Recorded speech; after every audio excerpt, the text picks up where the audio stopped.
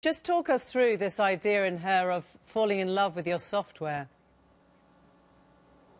Well, have you seen the movie, Emily? I have, but I'm not allowed to tell people the end. Yeah. No, I'm just curious what your reaction to the movie, or what you felt when you were watching it, because the lead-in was all about falling in love with software, which actually the movie really isn't about. It's more of a love story and a relationship story. But I was just wondering what you felt when you were watching it. Well, I was curious as to whether the man has found his ideal woman who just works for him as his PA. Yeah. Well, I mean, is that what?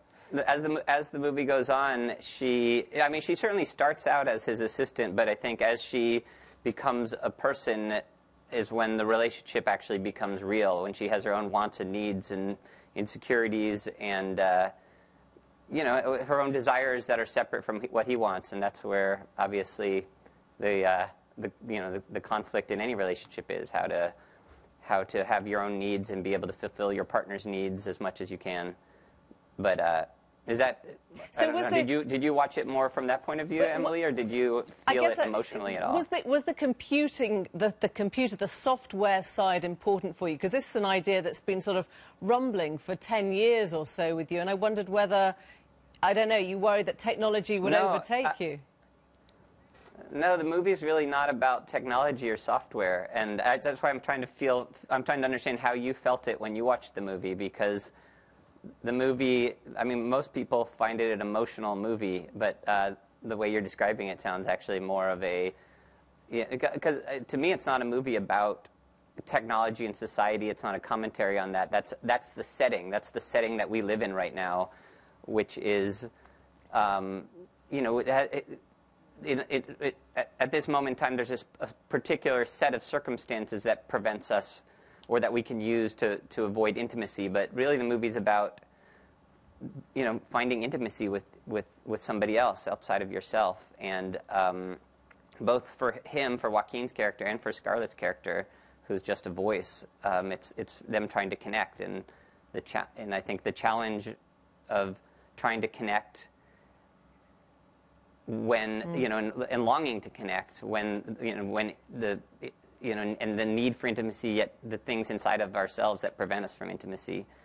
But what about you, Emily? You were not moved by this movie? Our audience want to hear from you, not me. But would you see it as No, I want to hear from you, Emily.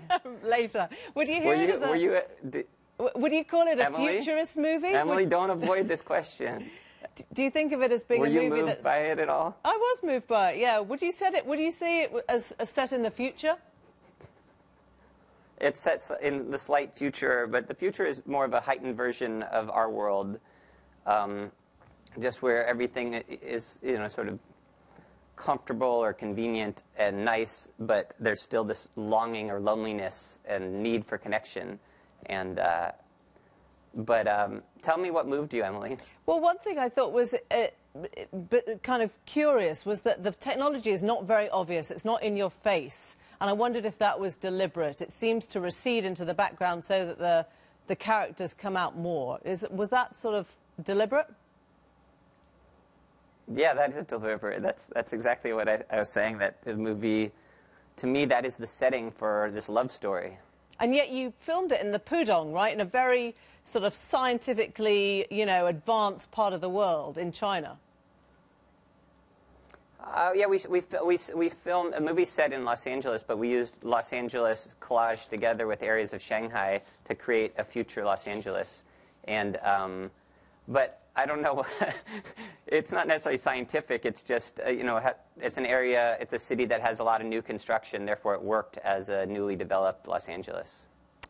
Well, it's great to hear from you, Spike. Probably more from you than from me.